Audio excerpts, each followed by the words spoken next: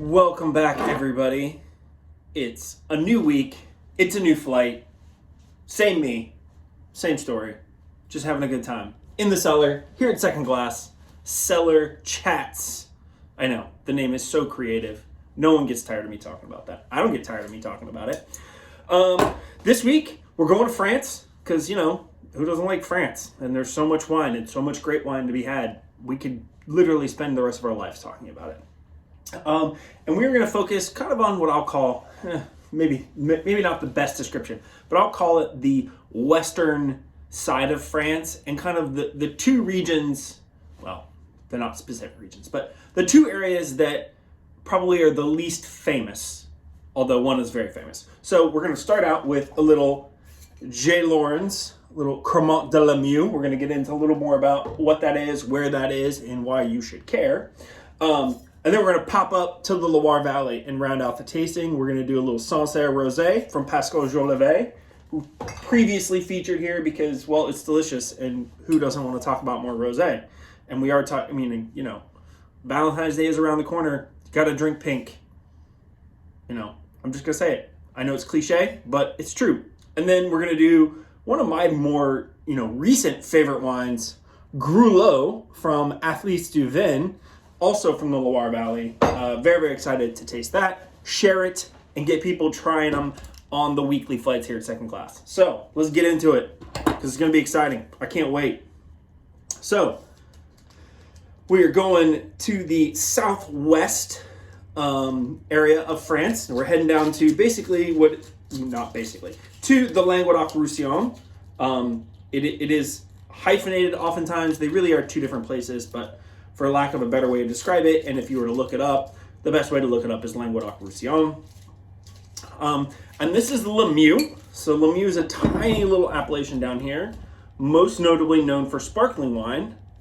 And historically, although I think people will argue back and forth, they are really credited with being the original sparkling wine region. Not Champagne. I know, surprise, you didn't see that coming, did you?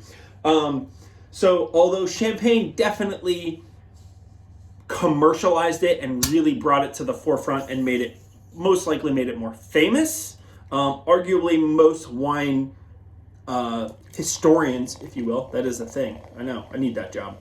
And professionals would probably all agree that the Lemieux region in the Languedoc has actually been making sparkling wine for much, much longer than Champagne, at least on purpose.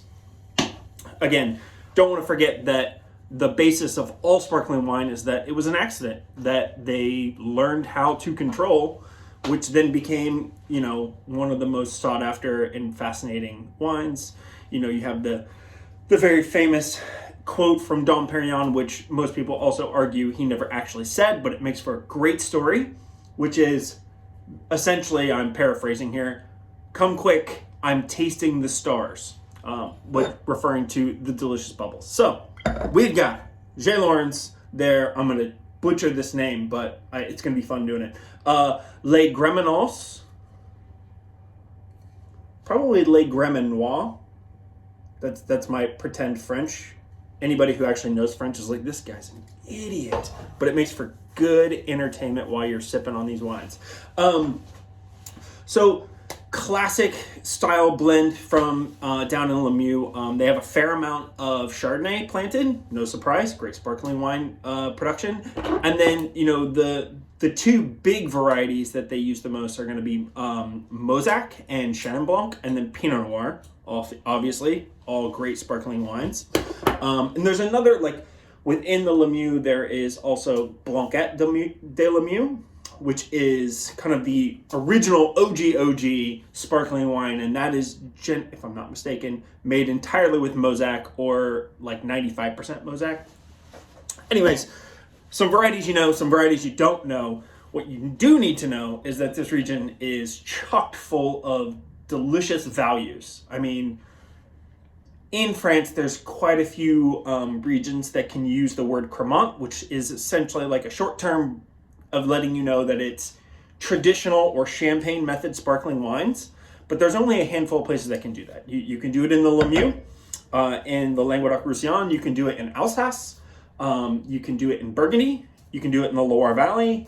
I know I'm missing more. Those are the big ones that I think of. I'm sure there's something somewhere else that, somebody wishes I would pay attention to.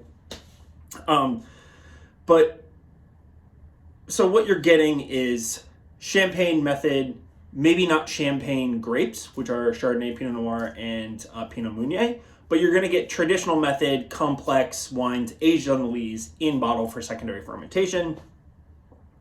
And these are controlled, they are controlled AOCs.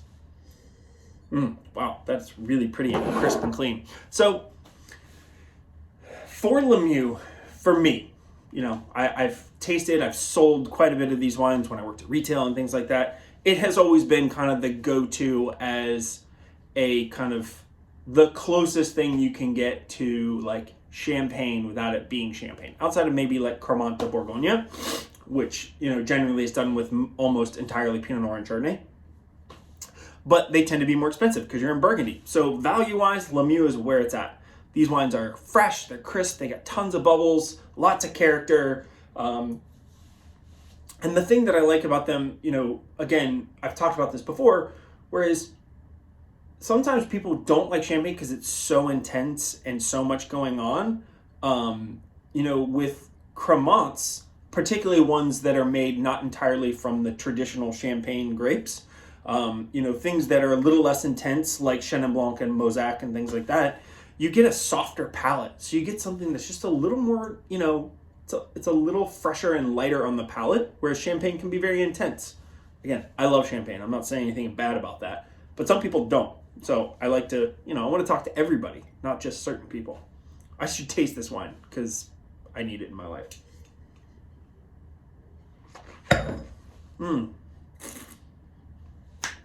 Yeah. Crisp, mineral, kind of like getting a little bit of like green apple notes.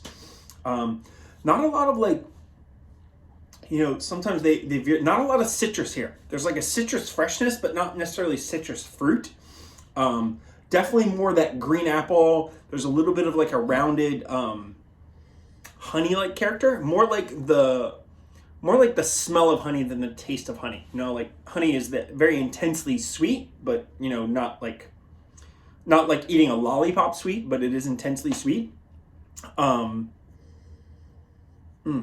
But this is more of like the honey aromatics. When you think of like if you buy a fresh jar of honey, particularly like I'm thinking like clover honey or orange blossom, you get sort of that characteristic going on. Exceptional, tasty, delicious. Again, that's the J. Lawrence, Cremant de Lemieux. Let's roll into a little Pascal Jolivet Sancerre Rosé. So again, we're heading up to the Loire Valley, so we're jumping in our car. We're leaving the semi-Mediterranean type realm of Lemieux, and we're gonna head north all the way up past Bordeaux, and we're gonna find ourselves in the Loire Valley, and we're gonna find ourselves on the eastern side of the Loire in Sancerre.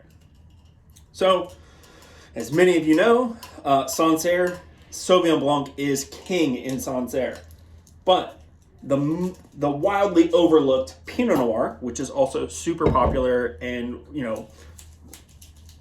pretty highly planted. I mean, not nearly as much as Sauvignon Blanc, but pretty highly planted throughout the region.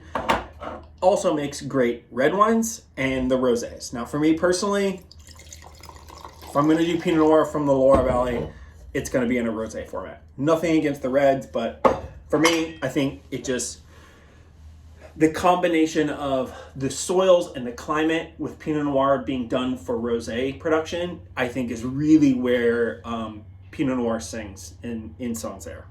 Not just Loire, but just Sancerre. You get kind of this rich, like polished red fruit characteristic from the Pinot Noir. You get all this minerality and freshness from the soils and the cooler climate. And then you have like this really beautiful texture. This wine is, if I remember correctly, the wine is aged partially in wood, fermented in stainless steel.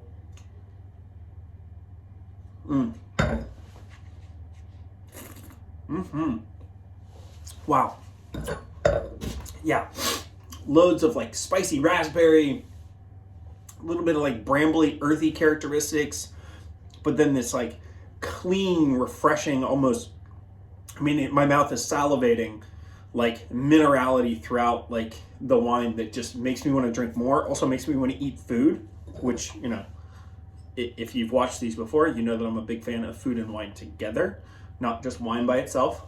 I know, earth-shattering. You never would have guessed that, would you? I mean, and let's be honest, this is Cellar Chats for the wine flights at Second Glass. So how do you come here, do a flight, and not order some food? I mean, that's just, you're not doing it right. You need to change it up. You need to order some food and do the flight, because it's going to be 10 times better together.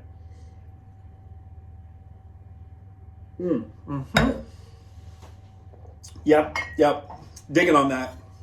Again, we've featured this wine, I think, maybe 2 times. It always is beautiful. You know, it drinks a little different now than it did the last time, but in a good way. That's Pascal Jolivet, Sancerre Rosé, 100% Pinot Noir. All right. Now, on to the wine that you're all going. He mentioned this, and I have no idea what he said. This is Les Athletes du Vin, their Grulot. Yes, I think I'm pronouncing that correctly. Could be pronouncing it wrong. Again, I don't speak, I'm not well versed in French. I'm just doing my best.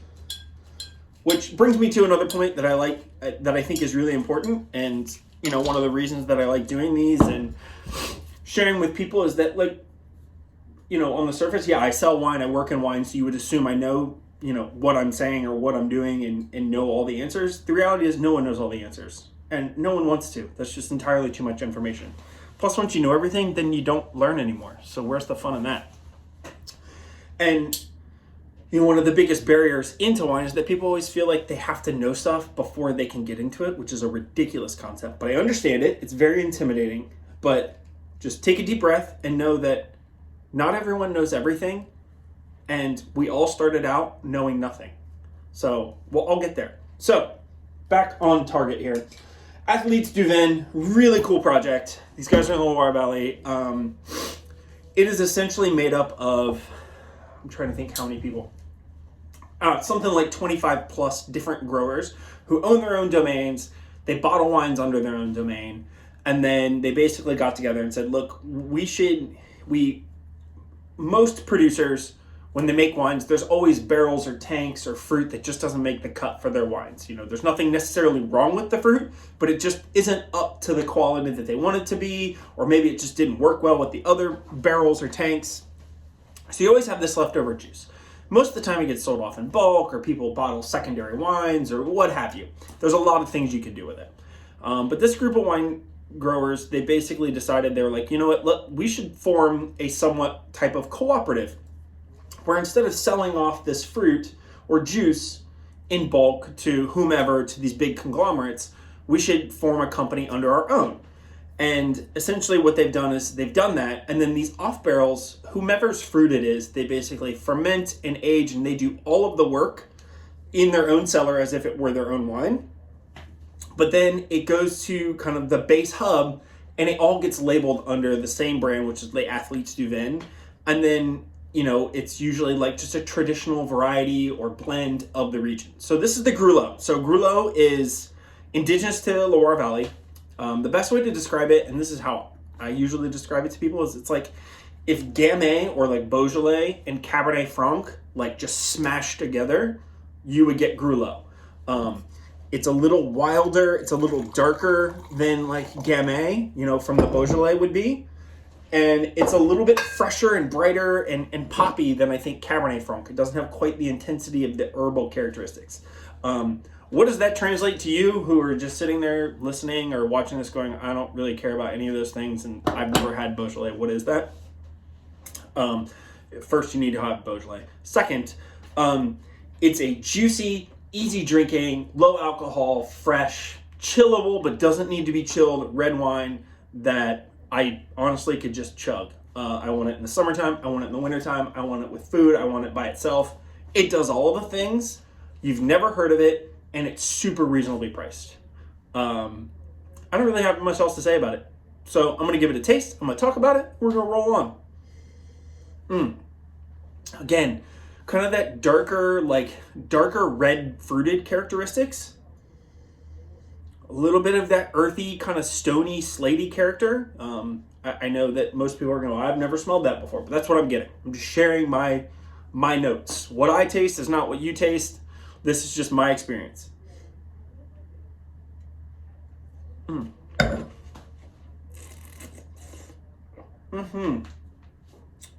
Oh, yes, so good.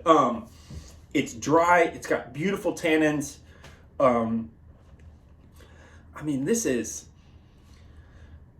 It's chillable. This is like cozy up with a like hearty like stew or soup or burger or whatever kind of comfort food you want to have, and have this red wine.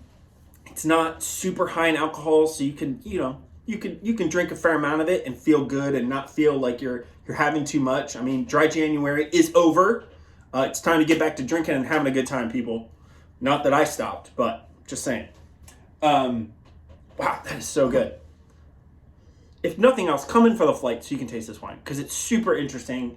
I think a lot of people will really like it, and it's a lot of fun to work with, and it just introduces you. I mean, at the end of the day, it's wine, it should be fun, and you want to find things that are exciting to drink and share, and this is one of those things. All right, so wrap it up.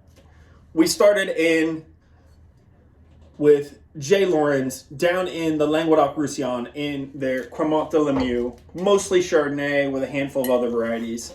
Popped our way on up to Sancerre, had a little Sancerre Rosé from Pascal Jolivet.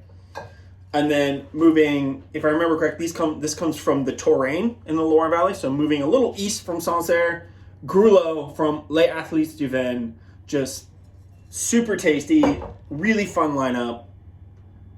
Come in. Have some flights, have some food, be safe. I'll see you guys next week.